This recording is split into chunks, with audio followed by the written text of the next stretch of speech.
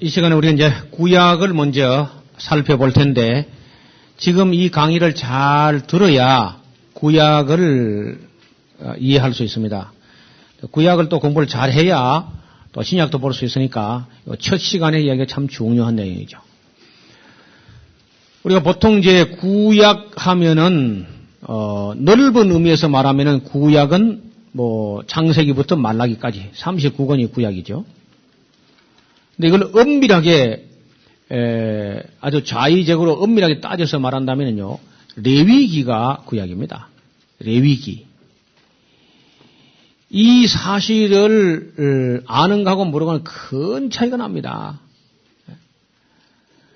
구약의 핵심이 레위기요, 오경의 중심이 레위기라 하는 사실을 그걸 인식을 못하면은 구약 공부는 온전한 공부를 할 수 없습니다. 그래 반드시 오경의 핵심, 구약의 핵심, 오경의 중심이 레위기라는 사실을 먼저 알아야 돼. 근데 그 얘기부터 좀 해봅시다. 자, 이게 이제 잠깐 보시면은 여기 이제 위치적으로 볼 때도 창세기, 출애굽기, 레위기, 민수기, 신명기 하면은 레위기가 중심이죠. 레위기가 중심인데 이 레위기는 구약 성경 중에서 제일 먼저 기록이 됐습니다. 아예 이거는 시내산에서 이미 다 기록돼 가지고 그렇게 출발하죠. 그래서 모세가 십계명만 받은 것이 아니라 시내산에 올라가서 십계명을 받은 걸 말할 것도 없고 레위기라는 책을 이제 쭉 받아서 기록한 것이고요. 또 성막 설계도, 성막을 어떻게 지을 것인가, 그 안에 기구는 뭐 어떤 기구를 만들 것인가, 이런 것도 이제 그 시내산 밑에서 머무른 기간이 1년 정도 되는데 거기서 다 이미 정리된 거예요. 제일 초창기에 기록된 겁니다. 그래서 레위기라는 말은 레위와 레위 지파 사람들하고 맺은 언약이다, 그런 뜻이에요. 레위기. 그래서 이 레위기가 다 완성되고 나서 그들은 시내산을 떠납니다. 시내산 밑에 광야를. 또 우리가 보통 그 광야를 이해할 때도 뭐 우리 교사들이 막 함부로 강의하는 거 보면은 뭐 하나님이 막 이스라엘 백성을 40년간 시내 광야를 빙빙 돌게 했다, 그런 말만 해요. 그런 말이 아주 경솔한 말이야. 자세히 보면은 그 히브리인들이 40년을 보낸 그 광야가 시내 광야만 돈 게 아니라 맨 먼저 그들이 출애굽하자마자 접했던 광야가, 지나가는 광야가 수르 광야입니다. 수르 광야. 수르 혹은 술 광야라는 광야를 지나가고, 여기 조금 내려가면 에담 광야라는 광야를 지나갑니다. 에담 광야. 또 조금 더 내려가면 이제 그 작은 시인 광야가 있고, 그 다음에 네 번째 만나는 광야가 시내 광야. 시내산 밑에 사실 제일 작은 광야가 시내 광야예요. 시내 광야 조그만 광야입니다. 시내 광야까지 다 해서 이제 거의 한 1년 정도 되고요. 시내 광야에 도착하는 데까지 한 50일 걸렸죠. 출애굽 6월절에서 출발해가지고 시내산 밑에 도착한 데까지가 딱 50일 걸리고, 50일 걸린 건 오순절이라고 그래요. 오순절.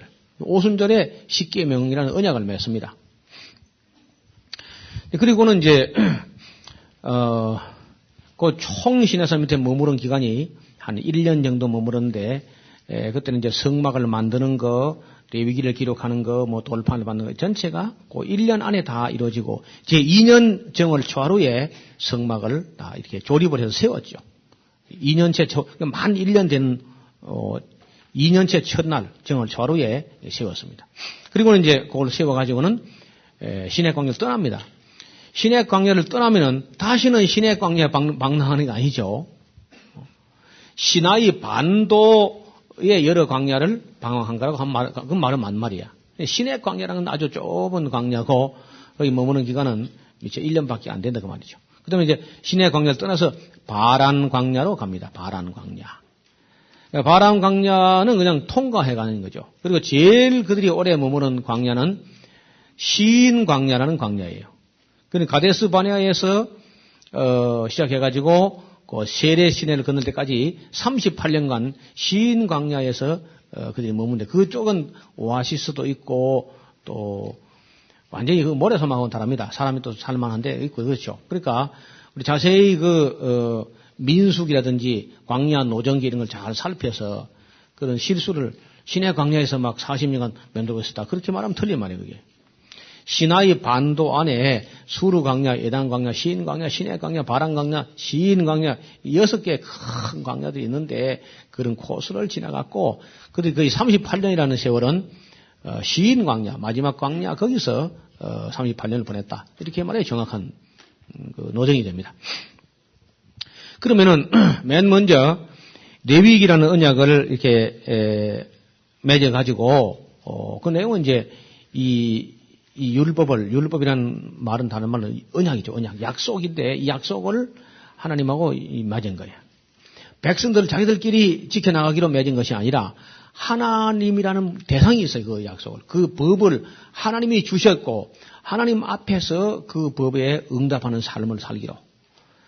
그렇게 살면은 어떻게 되냐면요. 그 율법, 레위기라는 율법을 지키면 구원받는 게 아닙니다. 처음부터. 그 율법을 지키면 구원받는 게 아니라 구원을 이미 받았어요. 아무 값 없이 6월절에 양 한 마리 잡아가지고 그 피나 바르고 그걸 믿고 그 피나 바르고 은총으로 값 없이 그냥 구원받아 나왔어. 애굽에서. 이게 구원이고 그 레위기라는 법이 주어진 것은 앞으로 구원받기 위해서 주어진 법이 아니라 구원받은 후에 구원받은 백성답게 사는 삶의 원칙으로 주어졌단 말이에요. 이 사실을 거의 이해를 못하는 거 사람들이 구원받은 후에 구원받은 백성답게 그리고 제사장 나라로 선택되는데 제사장 나라 백성답게 또 그 것을 한마디로 줄이면은 내가 거룩하니 너는 거룩해야 된다. 구원받은 백성이 거룩하게 사는 법칙으로 구원받은 후에 이 율법이 주어졌다는 거야. 그러면은 구원받은 후에 율법이 주어졌으면 구원받은 후에 율법을 지키라는 말입니까? 지키지 말란 말입니까? 지키면 어떻게 되는 거죠? 지키면은 복을 받는 거야. 구원받는 게 아니고. 구원은 받았어요, 안 받았어요? 이미죠, 이미 already.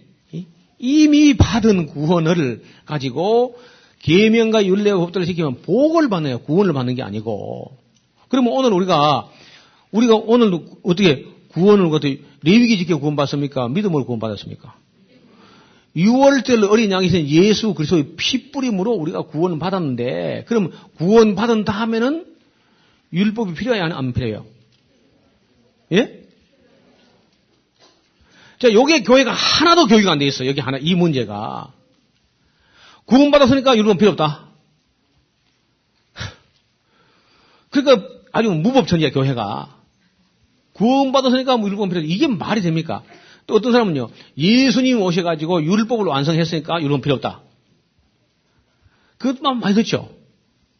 아니, 그러면 필요 없으면 떼내버리지. 그 두꺼운 거 뭐라 먹을 것 하냐? 아니, 이봐요. 자동차를 어설프게 처음에 만들었죠. 그렇죠? 근데 좀 하자가 있어. 근데 진짜 자동차 전문가 와서 자동차를 미비한 점 완전하게 해가지고, 그 자동차를 완성도를 높여서 더 완전히 돼서 자동차가. 그럼 필요 없습니까? 타고 다녀야 됩니까? 타고 다녀야지. 필요 없는 게 아니라 이제 자동차 완성돼서 타고 다녀야지. 아니, 율법이 예수님께서 내가 온 것은 율법이나 예언자를 폐하러 온 게 아니다. 폐하러 온 게 아니라 도리어 또 완전케 하려고 왔다. 그 완전케 했으니까 이제는 율법을 지켜야지. 그런데 우리는 완성시키니까 필요 없다. 어디서 그런 희한한 논리가 나왔는지 난 아무리 내가 머리가 나쁜지 이해가 안 되는 거예요. 본래 이 레위기라는 율법도 그 주어진 시점이 구원받은 후에 믿음으로 은총으로 값없이 구원받은 후에 구원받은 백성답게 내가 거룩하니까 너희도 거룩해. 너희는 내 이름으로 일컬음 받는 백성이야. 하나님의 백성, 거룩한 하나님의 거룩한 백성이니까 거룩하게 되는 법칙으로 주셨단 말이에요. 그걸 지키면 삶을 얻고 복을 얻는 법칙이다. 이걸 몇백 번, 몇천 번 해도 주여 믿습니다. 그럴 필요 없습니다. 우리가 오직 믿음으로 그냥. 오직 믿음 해봐요. 율법 필요 없는 거예요. 이래가지고 오늘 기독교가 법이 없는, 좀 무법천지 같은, 그래서 우리가 율법의 저주 아래에 있을 때는 우리 육신이 연약하고 죄성이 너무 강하고 우리가 그 율법이 없을 때는 내가 죄인인가 이건 잘 몰랐어요. 율법이 있다고 보니까 율법에 가서 보니까 율법은 확실히 옳은데 그걸 딱 보더니 옳다고 해놓고는 못하겠다는 거야. 그게 뭐냐? 그게 바로 죄성이야. 이 옳고 의로운 계명과 율법 앞에 반발하는 죄의 성질이 우리 지체 속에 있는 거야. 이게 율법 오기 전에는 잘하더니 율법 딱 오니까 이거 해야 돼 하니까 못하겠다고 이렇게 반발한다는 거예요. 여기 바울이 한 말이야. 그래서 계명이 오기 전에 내가 살았더니 계명이 오니까 죄는 살아나고 나는 죽어도다. 참 기가 막혀. 그러니까 결국은 율법이라는 게 우리의 삶을 거룩하게 해서 주어졌는데 우리가 그것을 믿음을 가지고 나를 사랑하시고 나를 복되게 하시려고 이걸 주셨구나 하는 걸 정말 믿음으로 받아들였을 때만 즐거워하면서 묵상하면서 그걸 실천할 때 복을 받는 말이에요. 구원받는 게 아니고 구원받는 게 아니라 복을 받는 거예요. 들어가도 복을 받고 나가도 복을 받고 떡 반죽 그렇게 복을 받는 것은 이 윤례가 법도를 지켜 행하면 이 모든 복이 내게 임하여. 그런데 레위기는 한 절도 안 가르치고 부흥 강사 가서 복 장사를 하니까 이게 복이 다 이 엉터리 복이란 말이에요. 그래서 지금도 대체로 이 기성교회에서 오늘날에 있어서 이 은혜 시대에 있어서 율법은 우리에게 어떤 의미가 있는가, 어떤 역할을 하는가 하는 걸 전혀 인식도 안 됐고 교육도 안 돼 있어요. 그래서 오늘 이제 레위기 공부를 하면서 좀 봅시다. 일단은 레위기가 제일 먼저 기록됐고 이것이 구약의 핵심이고 오경의 중심이다. 그리고 이 레위기가 먼저 기록되었기 때문에 이 레위기를 가지고 훈련을 하는 내용을 기록한 책이 이게 민수기예요. 광야에서 훈련해요. 레위기대로 훈련하는 거예요. 레위기가 주어지고 나니까 레위기라는 법이 주어지니까 이때까지는 애굽 사람처럼 굴러 먹었단 말이에요. 완전히 애굽 사람 다 돼버렸어. 그런 사람은 애굽 때를 완전히 다 벗겨내고 거룩한 백성을 만들려고 하니까 레위기라는 법이 있어야 되겠고 그 법을 가지고 광야에 훈련이 필요해요. 그래서 이 민수기라는 말은 우리 그 한문하는 사람들이 한자로 중국어로 이렇게 만들 때 민수기 이렇게 하는 것이고 영어도 이 책을 보면 숫자들의 책이라 numbers 이렇게 numbers 해놨어요. 그 히브리어로 된 거는요 미드바르 광야에서 이렇게 해놨어요. 광야에서 뭐 했단 말이냐? 인구조사했다. 인구조사만 한 게 아니지. 인구조사 앞에 한 번 하고 두 번 했는데 뒤에 한 번 하고 시내섬에서 한 번 하고 모압 평지에 가서 한 번 하고 이렇게 훈련 시작할 때 한 번 하고 훈련 다 끝나고 한 번 이렇게 두 번 했는데 그 인구조사만 하고 말한 게 아니죠. 인구조사하고 인구조사 사이에는 훈련이야 훈련. 광야 훈련, 선민 훈련, 거룩한 백성 되는 훈련. 여러분 여기 여러분이 와가지고 여기 좀 이 광야 같은 데 와서 좀 훈련하는 거 아니에요? 그게 훈련하는 거예요. 그 다음에 훈련 다 끝나고 나서 다시 한번 이 율법을 재해석했어요. 재해석하고 재설명한 이것이 신명기입니다. 신명기. 신명기라는 말이 이 신자가 한문으로 쓸 때 보통 이 납신자를 써요. 납신자. 납신자를 썼는데 이게 왜 신명기냐 하면은 납이라는 말은요. 잔나비, 납 하는 말은 원숭이를 말해요. 원숭이 신자라 하는 뜻인데 내가 우리 원숭이라는 말을 별로 안 좋아하니까 납신지나 이렇게 하는 건데요. 근데 여기 신명기라 쓸 때는 그게 원숭이 신자가 아니고, 만약에 원숭이 신자면 원숭이 계명의 기록이라. 그러면 진화론 이제 많이 좋아하겠지. 그런 게 아니거든요. 원숭이 계명 기록이 아니고 되풀이할 신자를 쓰는 겁니다. 용법이 그래요. 이 신자의 다른 용법은 원숭이 신자도 되지만은 되풀이할 신자라 해가지고 계명과 윤리와 법도를 되풀이하고 재해석하고 재음미하고 재설명을 했다. 모세가 모압 평지에서 이 율법 설명하기를 시작하였더라. 그러니까 신명기라는 책은 따로 독자적으로 저술된 별건이 아니고 레위기를 해석한 책이다 그 말입니다. 이해가 됩니까? 이걸 알고 읽는 거하고 모르고 읽는 거는 큰 차이가 나요. 어떤 사람은 왜 그 레위기 한 말을 또 합니까? 자꾸 한 소리 또 하고 중복하느냐? 아니 그게 본문이고 이게 해석이니까. 레위기가 본문이고 신명기가 해석이니까 앞에 한 말을 또 하는 거죠. 그 책의 성격을 알고 읽어야 돼, 읽어도. 그 다음에, 출애굽기는, 물론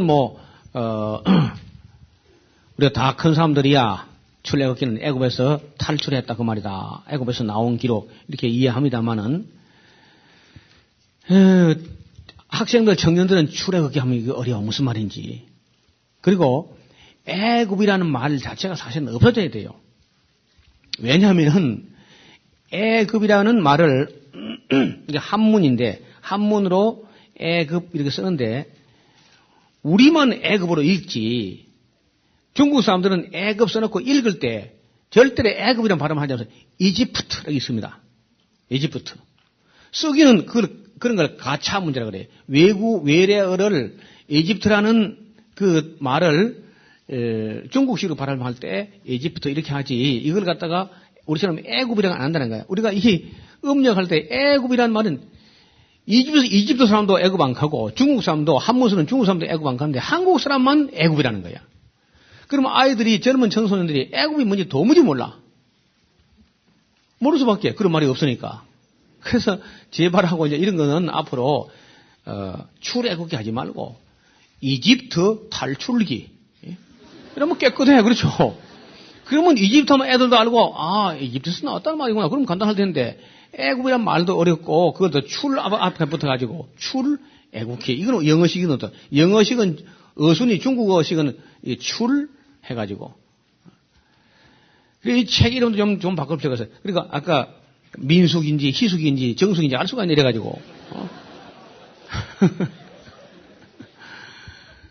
민숙이 아니고, 광야에서 훈련, 선민의 광야 훈련, 이렇게 내용을 써야 되죠. 왜냐하면 이름이 여러 가지거든. 밑바르, 넘버스 여러 가지인데, 그 중에 민숙이나 한문으로 할 때는 어느 정도 맛이 떨어 통하지만 아이들에게는 어렵다는 거예요. 광야의 훈련, 이렇게 하면 딱 쉽죠. 근데 신명기, 이건 죽었다 깨도 모르는 거야. 그 신자가 되풀이할 신자인데 어떻게 하겠나 말이야. 세상에 신구약 성경 이름 중에 제일 어려운 게 신명기라는 이름이라. 나는 목사가 되고도 이게 왜, 납신자가 왜 어떡하나, 이게. 그래, 나중에 알고 보니까 신자가 되풀이할 신자인 거예요. 그러니까 한문 아주 전문 한자 공부를 한 사람이 아니면 신명기가 율법을 설명한 것이다. 이게 잘 모릅니다. 근데 알고 읽으면 참 중요하거든요. 창세기. 이게 또 어려운 말이야. 줄여도 어느 정도 줄여야지.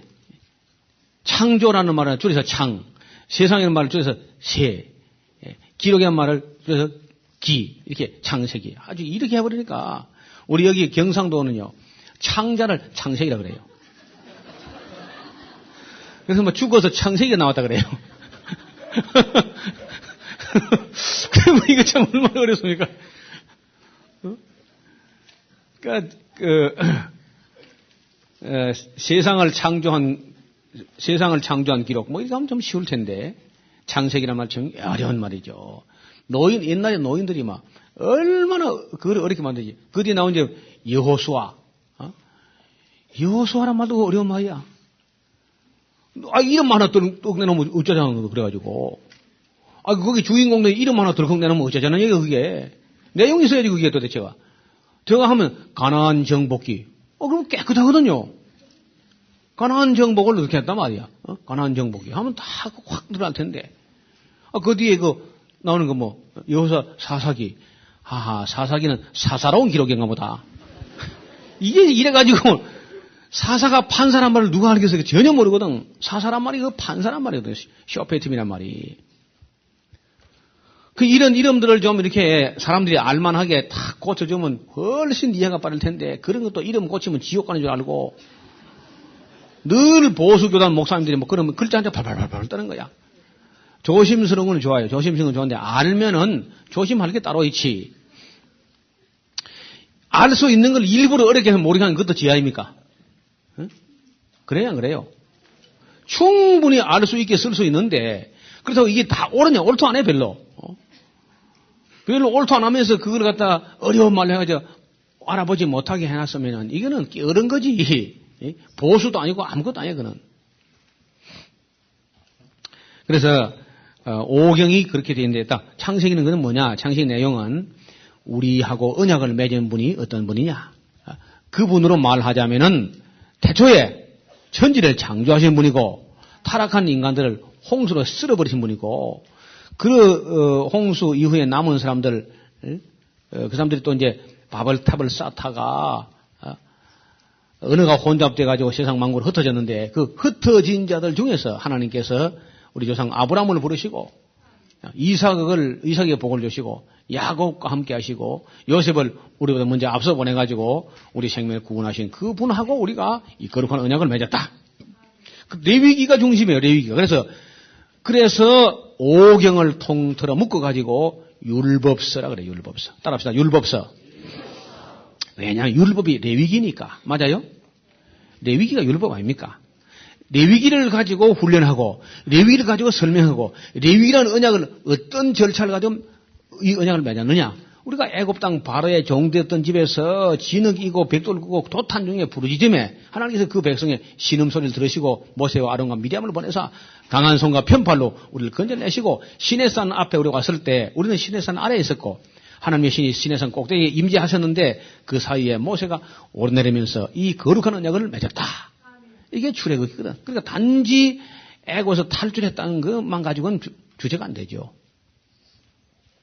애굽에서 탈출하는 것 이것이 다고 어떤 사람들처럼 해방신학 하려면 출애굽기를 15장까지 하고 말아버려야 돼.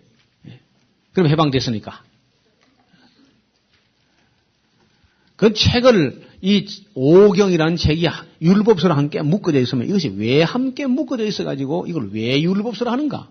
뭐가 율법인가 말이야. 그리고 그 핵심이 뭔가? 그 논지가 뭔가? 이걸 딱 알고 읽고 가르치고 해야지.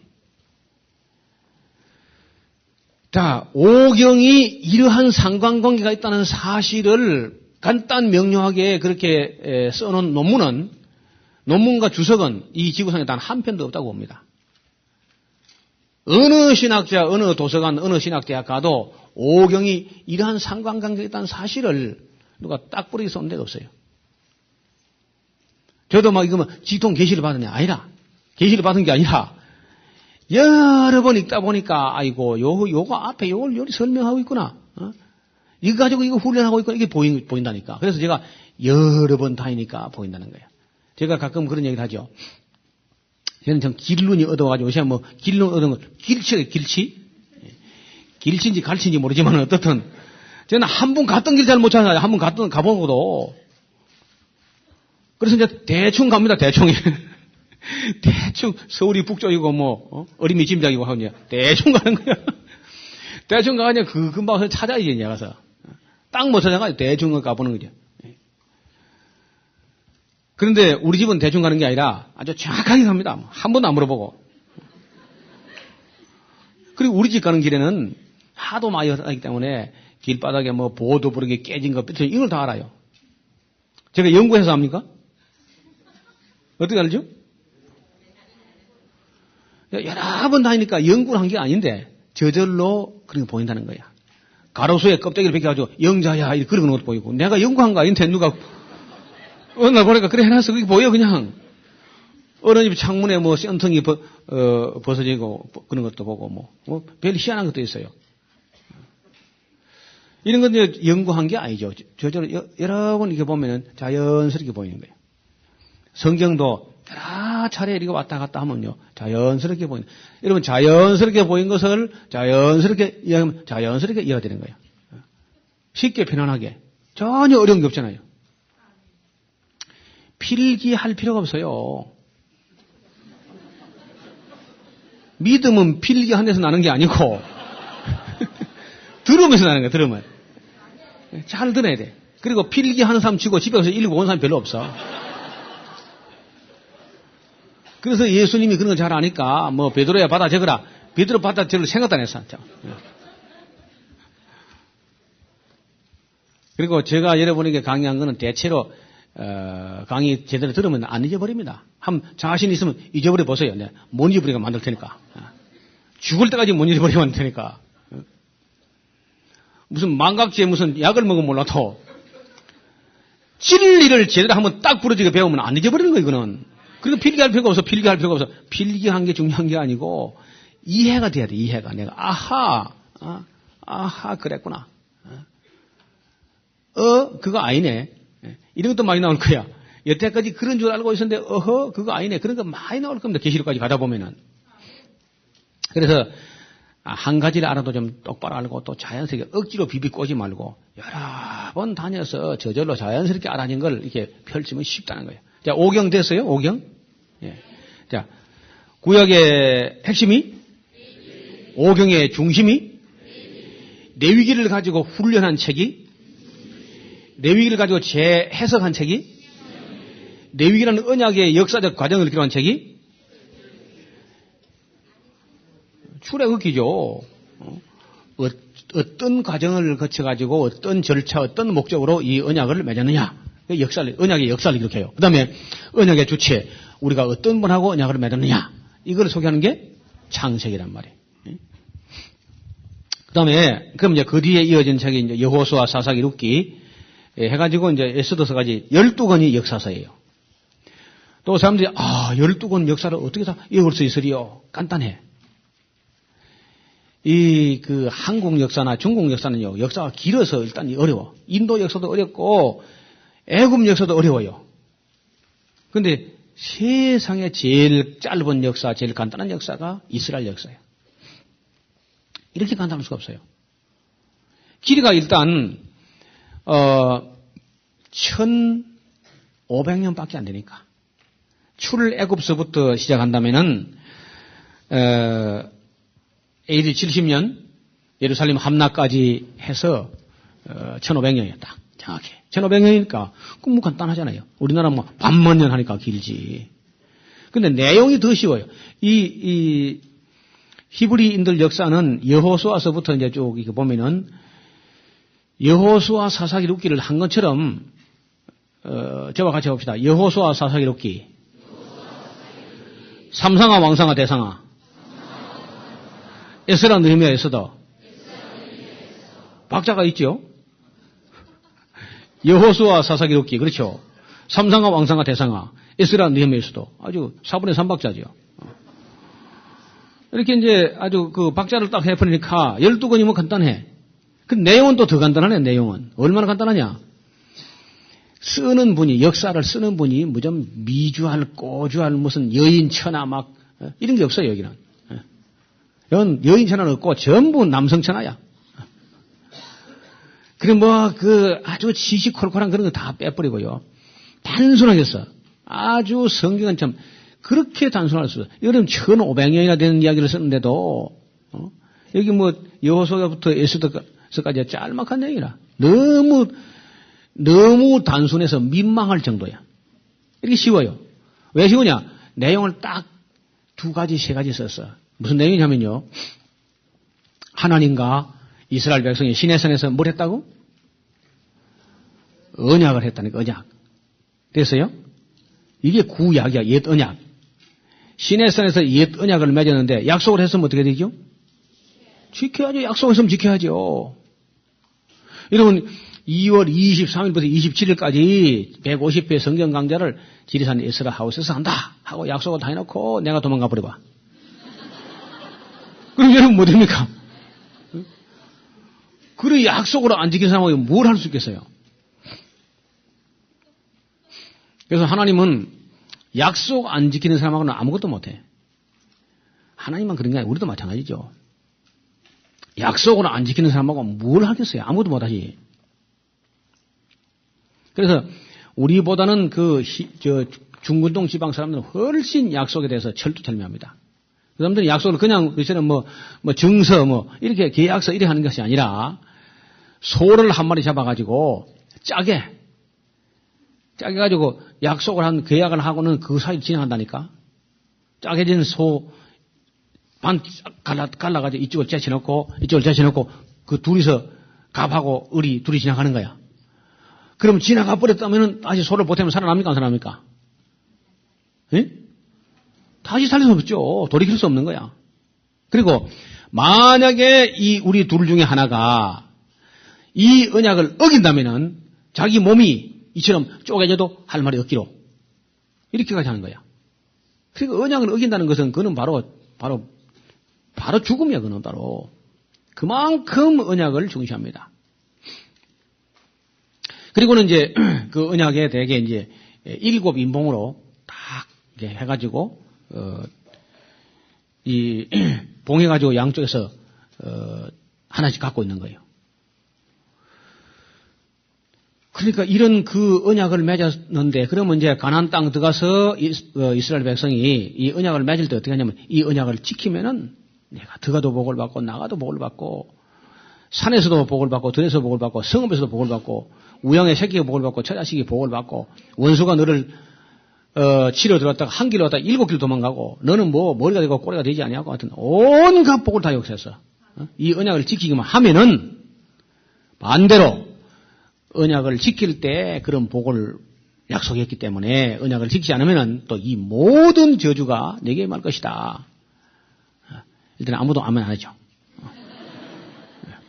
맨날 복자 그러면 아멘 하다가 그런데 안 지킨 놈은 저주를 받으라 주여 통각. 그러니까 아멘도 너무 남발하지 마세요. 나는 아멘 하는 사람 그 다음 치고 그거 찍힌 사람 별로 없어요. 입으로만 아멘이야. 또 부흥 강사 와서 막 억지로 또 아멘을 시켜 또 안 믿어지는 것도 믿습니다 그러고 그런 건 다 거짓 믿음이라는 거짓 믿음. 어쨌든 가나안 땅 들어가서 이 언약을 지키면은 보고를 받게 되어 있고 지키지 않으면 저주 받게 되어 있어요. 그러니까 이제 우리가 역사서 읽어갈 때 뭘 보냐면요. 첫째는 그 역사서 읽기 전에 뭘 알아야냐면 레위기를 확실히 알아야 돼. 레위기를 확실히 알아야 아니 그 사람들이 지키는지 안 지키는지 역사를 볼 거 아니에요. 그렇죠? 레위기를 모르면은 지키는지 안 지키는지 뭐가 잘못됐는지 얻어맞고도 왜 얻어터지는지 몰라. 여러분 잘못해서 얻어맞는데 뭘 잘못했는지 몰라보세요. 맞기는 맞았는데 왜 맞는지 그걸 모르니까. 그래서 좀 중요한 게 레위기를 일단 여기 오면요. 레위기는 완전히 통달해야 돼. 덮어놓고 완전히 외워야 됩니다. 못 외우면 전부 재소해야 돼. 내일 아침이나 이제 해가지고 레위기를 공부할 텐데 레위기는 완전히 다 외워가지고 레위기가 환해서 덮어놓고도 레위기는 이런 내용 해가지고 그걸 알아야 역사서 들어가지. 그걸 모르고는 절대로 안 들어갑니다. 역사서를. 밤중에 19일이라도 안 들어가는 거야. 그러니까 어떻든 그저 레위기의 내용을 환히 알아버리면 민수기도 보이고 레위기를 알아버리면 신명기도 보이고 레위기를 알아버리면은 역사도 보이는 거야. 역사가. 아하, 이게 역사 잘못돼 가구나. 잘못된다는 말이 무슨 말이에요? 역사가 잘못된다는 말이 무슨 말이에요? 예? 또 어렵겠네. 레위기를 안 지키는 거지. 그 역사가 잘 돼간다는 무슨 말이에요? 그렇죠. 그것만 하면 다 끝났어. 그러니까 역사가 잘 돼간다는 말은 하나님과 맺은 언약을 지킨다는 말이고 율법을. 잘못돼 간다는 말은 하나님과 맺은 언약을 안 지킨다는 거예요. 그러면 이제 잘 지키고 언약을 지키면은 하나님께서 뭘 주기로 약속했다고? 삶을 얻고 복을 얻고. 그렇죠. 생명과 평강의 언약이라. 삶을 얻고 복을 얻는 언약. 이건 절대 구원받는 게 아닙니다. 레위기는 구원받는 게 아니라 삶을 얻고 복을 얻는 언약이에요. 그리고 지금도 여러분요, 우리가 이 땅에서 그 삶을 얻고 복을 얻으려면은 영생 얻는 거는요, 예수 믿으면 끝나버려요. 근데 복을 얻는 건 예수 믿어야 되는 거 아닙니다. 여러분, 예수 믿고도 복 못 받은 사람 있어요, 없어요? 예수 믿고도 복 못 받은 사람 있습니까, 없습니까? 많지. 왜 그러냐? 복 받는 일을 안 하니까. 복 받는 것은 안 배우니까 그래요. 여러분, 우리가 예수 믿어서 구원도 받아야 되지만요, 가능하면 복도 받아야 돼. 맞아요? 네. 저주는 안 받아야 되고 복도 받아야 돼. 그 복을 받으려면 복 받을 짓을 해야 복을 받습니다. 은혜, 값없이 은총으로 구원받는 건 다릅니다. 복은 반드시 복 받을 짓을 해야 복을 받는다고. 그러니까 정말 축복하지 말고 아무리 축복해도 여러분이 복 받을 일 안 하면요, 참새에 떠드는 것처럼 참새가 떠들다 여러분 머리가 내려앉는 거 봤습니까? 그런 복을 임하지 않습니다. 저주도 마찬가지. 저주도 저주 받을 짓을 안 했으면 저주가 임하지 않는 것이고, 복도 복을 받을 짓을 안 했으면 아무리 축복을 쏟아부어도 아침부터 저녁까지 축복해도 축복이 임하지 않습니다. 그러니까 저는 성도들에게 함부로 그래 축복을 안 합니다. 축복 안 해도 복 받을 짓 하면은 복 주시기로 약속이 돼 있어요. 그러니까 어디 가서 막 무슨 목사에게 축복 받으러 간다. 다 하지 마세요, 그냥. 갈 것도 없고 그냥 여러분이 스스로 축복해, 그냥. 축복은 또 하나님이 하는 게 아닙니다. 하나님이 축복하여 주옵소서. 그것도 참 엉터리인데 온 천지에 만연되어서. 축복이라는 건 복을 비는 거 아닙니까? 그렇죠? 비는 게 이 축복인데, 하나님 빌 데가 있어요, 없어요? 하나님 복 빌 데가 없어요. 축복은 사람이 하면은 내가 너에게 복을 주리라 이래 있습니다. 복을 주시옵소서 하는 게 축복이야. 그게 빌축자예요, 빌축자. 근데 심지어 목사님들까지 노회장까지 하나님이여 축복하여 주시옵소서 계속 그러니까. 그러면 이제 교회에 와서 국어 국문학이나 어문학 공부를 제대로 한 분들은 야, 교회가 수준이 이하구나 이거야. 세상에 축복하여 이건 말이 안 돼. 성경 한 군데 66권을 내가 100번도 넘어 읽어봤는데 하나님이 축복한다는 말이 없습니다. 복 주시는 거지, 복 주시는 거. 우리가 블레싱 한 말도 복 주신다는 말이지 축복한다는 말이 아닙니다. 근데 사전도 막 잘못되고 엉터리야. 주석도 막 그래. 우리 통합적 교단에서는 앞으로 절대로 교회에서 하나님의 축복해 주옵소서 그런 말 쓰지 못한다고 아주 공문으로 목회 서신이 내려왔어요. 쓰지 못할 말들을 많이 내려왔어요. 고인의 명복을 비나이다 이런 것도 못 쓴다는. 이게 다 불신자가 한 소리죠, 그는. 그래서 일단 그 얘기는 나중에 합시다. 이 역사서란 것은 다른 걸 쓰는 게 아니고 하나님과 언약을 맺었기 때문에 이 언약을 지키면은 복을 받고 삶을 얻고 언약을 지키지 않으면 저주를 받는다. 자, 그럼 이제 역사 읽어 나가면은 여호수아, 사사기록기, 삼상아, 왕상아, 대상아, 에스라, 느헤미야서도 이렇게 쭉 역사 읽어보면은 정말 그들이 하나님과 맺은 언약을 잘 지키면요 진짜 복을 받습니다. 복을 받는데 주치하지 못하는 만큼 싸울 것이 없도록 그렇게 복을 받는 거야. 그럼 확실해, 그는. 반면에, 그러면은, 그들이 언약을 지켜서 잘할 때 복을 받았다면은 언약을 지키지 않으면 뭐가 내려오죠? 뭐가 내려온다고? 자, 저주가 내려와도 하나님 잘못이 있어요, 없어요? 없죠. 하나님 잘못이 없죠. 없는데, 제가 가만 보니까, 하나님이 자비로우셔가지고, 잘할 때 복 주는 거는 말없이 그냥 줘요. 진짜 그냥 줍니다. 그런데 저주는 그렇게 안 하는 거예요. 저주는 하나님께서 그들이 언약을 지키지 않고 할 때, 저주를 딱 이렇게 준비하는 거예요, 이만큼. 저주를 이만큼 준비해놓고, 잠깐, 보류해놓고, 저주가 안 내려온 게 아닙니다. 준비해놓고, 보류해놓고, 사람을 하나 보내요, 미리. 그 저주에 앞서서 사람을 하나 보낸다니까? 그 사람이 와서 뭐라 하느냐? 너희 이스라엘 백성들아, 너희가 하나님과 이렇게 언약을 했지 아니하냐? 근데 어찌하여 너희가 하나님과 맺은 언약을 위반하느냐? 하고 그 언약에 대한 책임을 묻습니다. 물으면서 책망을 해요. 이전에도 회개하고 돌이키고 다시 그 언약으로 돌아가라. 하고 이제 와서 책망을 해요. 예언자가. 그러면은 자, 다시, 그럼 예언자가 올 때 칭찬하러 옵니까? 책망하러 옵니까? 맞아요? 예언자가 칭찬하러 안 오죠. 책망하러 온다고. 근데 책망 들으면 기분 좋아요? 기분 나빠요? 기분 나빠요. 기분 나쁘니까 어떻게 해요? 예? 어떻게 한다고? 때려 죽여버립니다, 그냥 뭐. 간단해, 그냥. 기분 나쁘니까 때려 죽여버려, 그냥. 여러분, 그런데 많은 사람들이 예언자를 하니까, 미래를 점치려고 오는 줄 알고 있어. 예언자니까. 그래서 또 우리 아들 서울대학 되겠는가 또 그거 물어보고 말이야. 그런 그 예언자가 그런 거 알려주려고 온 게 아니라고. 미래를 점치려고 온 게 아니라 뭐 하라느냐. 저주가 지금 내려올 텐데 저주가 내려오기 전에 미리 와서 이야기하죠. 미리 와서. 저주를 하나님께서 너희 지금 언약을 맺었는데 언약을 지키지 않기 때문에 지금 저주를 준비하고 있다.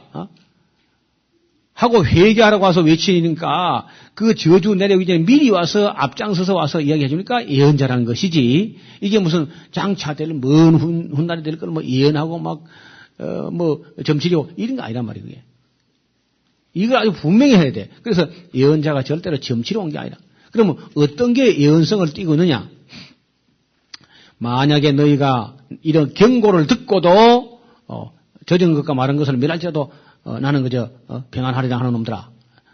만약 그렇게 하게 되면 하나님께서 반드시 너희에게 무슨 나라를 불러다가 너희를 몽땅 사로잡아 가게 할 것이다 하고 미래를 미리 이야기해요. 상당히 경고성이죠. 결코 예언성을 띠고 있습니다.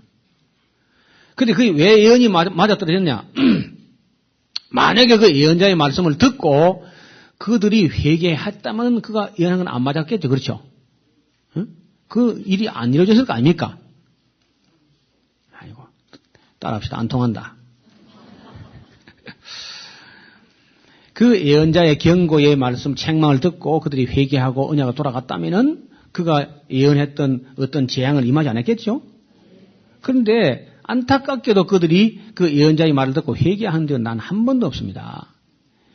엘리야가 와도 회개하지 않았고 영감을 갑절이나 업그레이드 해가지고 엘리사가 와도 회개하지 않았어요. 이사야, 예레미야, 에스겔이 아니면 다니엘, 호세아, 요엘, 미가, 스바냐, 하박국 수많은 예언자가 와서 목숨을 내걸고 하나님 말씀을 가지고 경고했지만 그들은 끝내 아무도 믿지 않았고 아무도 회개하지 않았어요. 회개하지 않았기 때문에 그들이 말했던 어떤 나라가 와서 너희를 잡아갈 것 하는 모든 예언들은 그대로 맞아 떨어졌습니다. 그래서 이제 좀 하면은 그러면 아까 그 언약을 지켜서 복 받은 사람들은 은혜 받고 복을 받으니까 시와 찬미와 감사와 신령한 노래와 지혜와 이런 문서를 이게 시가서야. 이해가 됩니까? 언약을 지켜가지고 복을 받고 은혜 받아가지고 시와 찬미와 감사와 신령한 노래 이런 게 막 나왔어. 이게 다 시가서들이야. 반면에 그 언약을 지키지 않기 때문에 책망하기 위해서 나타난 사람들이 누구라고? 예언자. 예를 들면 이사야, 예레미야, 에스겔, 다니엘, 호세아, 요엘, 아모스, 오바다, 요나, 미가, 나훔, 하박국, 스바냐, 학개, 스가랴, 말라기 이런 사람들을 대개 문서 예언자랍니다. 따라합시다. 문서 예언자. 문서 예언자라면 예언서라는 책을 남겼어요. 이해가 됩니까? 그런데 비문서 예언자가 있어요. 그 비문서 예언자는 예언서라는 책을 하나도 안 쓰는, 원고지 한 장도 안 써본 사람이 있어요. 예를 들면 엘리야, 엘리사, 사무엘도 사무엘 상하서를 사무엘에 썼다고 보는 사람 별로 없습니다. 그 다음에 아히야, 오뎃, 그 다음에 이제 여러 또 예언자 그냥 하나님의 사람, 이름도 없이 하나님의 사람, 여호와의 사자, 이런 비문서 예언자도 상당히 많은데 우리는 보통 생각할 때 저서가 있으면 위대한가 보다. 또 그런 표준과 안 맞아요. 진짜 위대하면 책을 안 써버립니다. 보통 위대하면 책을 쓰는데 워낙 위대한 사람은 책을 안 쓰는 거예요. 여러분 예수님 책 안 썼죠? 그리고 스가모니한테도 책 안 써. 소크라테스한테도 책 안 씁니다. 그런 사람들은 원고지 놓고 끄적거리고 있는 게 아니라 자기 삶을 가지고 역사에다가 발자취를 남겨버려 그냥. 그럼 딴 사람이 그 사람의 삶을 책으로 쓰는 거야. 책의 주인공으로 나오지 원고지 들고 뭐 책 팔아먹으려고 책을 짓고 그걸 안 한 거예요. 진짜 위대한 사람 책을 안 쓰는 거예요. 그러니까 그 당시로 봐서는 문서를 남긴 연자 대단한 분들이지만은 안 남겼다 해가지고 시시한 연자가 아니라 문서를 남기지 않은 분들에서 아주 훌륭한 분이 많다는 거예요. 자, 그럼 구약이 대강 정리가 됐죠? 맞아요? 오경의 중심이? 구약의 핵심이? 레위기를 가지고 훈련한 책이? 레위기를 해설하고 설명한 책이? 그리고 레위기대로 살았는지 안 살았는지 기록한 책이? 무슨 출애굽이야? 외워가지고 그냥 고려하지 말라는 거예요. 뭘 묻는가 다 알고 대답해야지. 레위기대로 살았는지 안 살았는지 기록한 게 역사서 12권. 맞아요? 그것밖에 없어. 아무것도 없어. 그러니까 역사서라는 게 누가 누구의 시집가고 장가갔다 그런 말 없어 그냥. 갔으면 안 갔으면 내가 갈 겁니까 그냥. 아무것도 아니잖아. 그런 거 쓰는 것이 아니라 그 시대 그 사람들이 그 왕이 여호와의 말씀을 쫓아 그 계명과 율법과 법도를 행했느냐. 나중에 하나님께서 다윗이 이제 참 정직하게 살았죠. 다윗이 정직하게 살고 나니까 하나님이 다윗을 한 번 만났더니 다윗을 반해버렸어 완전히. 하나님이 다윗에게 완전히 반해버려가지고 그때부터는요. 다윗하고 비슷하면 오케이. 다윗하고 틀리면 다윗과 안 같다. 다윗과 같이 하지 않았더라. 그렇게 써놨어요. 자세히 보세요. 하나님 다윗을 보면 너무 마음에 들어가지고 그다음부터 다윗이 표준이야. 그 압이 다윗의 길로 행하지 않았더라. 그러면서 다윗과 안 같으면 하나님 화를 냅니다. 너무너무 귀한 거야. 정말 하나님의 율례와 계명과 법도를 깨닫고 그것을 지켜 행하고 하는 사람이 희귀한 일이라고. 그때 뭐 그러냐. 오늘도 마찬가지예요. 오늘도. 성경을 좀 알려고 노력도 좀 시원찮아. 노력이 너무 없어요. 또 이제 할아버지 때도 아무리 공부해도 모른다 하니까. 그러니까 내만 모른다, 목사님도 모른다 그러면서 그냥 공부 안 하고. 아닙니다. 열심히 하면요. 얼마 안 가서 성경이 훤히 보이는 거야. 지금 구약이 윤곽이 보이죠? 이걸 알고 읽는 거하고 또 모르고 읽는 건 큰 차이가 나는 거야. 그런데 대단히 죄송한 얘기인데 이러한 그 구약의 이러한 유기적 상관관계 이런 짜임새로 이런 구조로 이루어져 있다 하는 리포트나 논문이나 책이 단 한 페이지도 온 지구의 신학대학 도서관 다 안 나온다는 거예요. 그러니까 유럽이나 미국이나 무슨 신학이라 해가지고 거기 여기도 혹시 그 신학하고 오신 분도 있을 것이고 신학대학 교수도 계신지 모르겠는데 성경을 모르고 쓴 책이 많아. 또 머리가 너무 좋아가지고 과잉 해석을 너무 많이 해. 과잉 해석. 세상에 참 위험한 게 과잉 해석이야. 저는 절제된 해석, 해석을 너무 많이 하지 않는, 성경을 너무 많이 해석하지 않는 절제된 해석. 저는 오히려 해석보다 우리는 그저 의뢰의 그저 생각할 때 해석은 무조건 본문보다 길다. 근데 그렇죠? 아니 그래요 안 그래요? 우리 상식에 해석은 본문보다 길죠? 근데 저는 역해석이에요. 거꾸로. 해석이 본문보다 더 요약되고 더 압축되고 더 초점이 확실하게 드러나게. 이거 제가 어디서 배웠느냐? 이게 바로 모세에게 배운 것이고 스데반 집사님께 배운 거야. 신학대학 교수님께 배운 게 아니라 집사님에게 배웠다니까. 그것도 보통 집사가 스데반 집사님. 이 스데반 집사님이 설교를 어떻게 하느냐? 아브라함서부터 예수님까지를 사도행전 7장 한 장에 그냥 압축해버려 그냥. 그러니까 힘이 있죠. 짭짤한 거지. 우리는 한 절에다가 막 물을 갖다 한 동이 타가지고 막 꾸중물 만들어 구역질나게 그걸 만들어버리니까. 그럼 뭐가 뭔지 아무것도 건드리기가 없어. 그렇게 하지 않고 오히려 책 한 걸 압축해가지고 딱 그 군더더기 다 수식어 다 빼고 논지를 딱 엉켜지면 바로 요거다 하고 끌어내면 되는 거야. 앞으로 성경을 그려보면요. 성경이 한결 쉽게 보이는 과잉 확대 해석이 아니라 압축하고 요약하고 핵심을 딱 집어내는 초점이 흐려지게 과잉 확대 해석을 하는 것이 아니라 초점이 모아지게 하는 이런 방법은 아마 처음으로 여러분 경험하는 거 많을 거예요. 자, 구약을 이렇게 이제 쭉 정리하는데 필기 안에도 뭐 흔히 보이죠. 뭐 마음속에 벌써 아하 그렇구나 하면은 이미 머릿속에 마음속에 담니다 필기가 되어버린 거야. 중고등학생들도 이걸 알아듣는다니까. 제가 이 구약에 이러한 체계로 되어 있다는 사실을 알고 얼마나 제가 흥분하고 감격하고 성경을 다시 봐야 되겠다. 다시 보고 이게 좀 정리한 지가 20년 가까이 됐거든요. 20년 가까이. 그리고 제가 옛날에 만들었던 문서에 모든 문서에 성경 공부하는 모든 문서 첫머리에 항상 이 도식이 나옵니다. 그러면 쉬워져요. 그래서 이제 앞으로는 구약의 핵심이 레위기고 오경의 중심이 레위기였다. 이게 제일 먼저 기록되었고 이것이 참 엄밀한 의미, 이것이 옛 언약 레위와 맺은 하나님의 언약이었다. 자, 이걸 공부를 잘 하면 이제 앞으로는 영 한결 쉬워지고 또 레위기란 내용이 복잡하지 않습니다. 27장까지밖에 없으니까 이거 훤히 이야기할 수 있어요.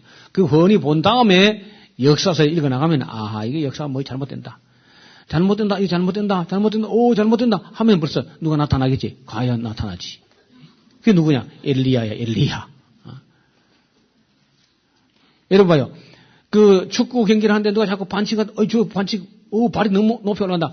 안 나타날 거 아니야. 휙! 하고, 레프리가 그냥 휘슬을 부는.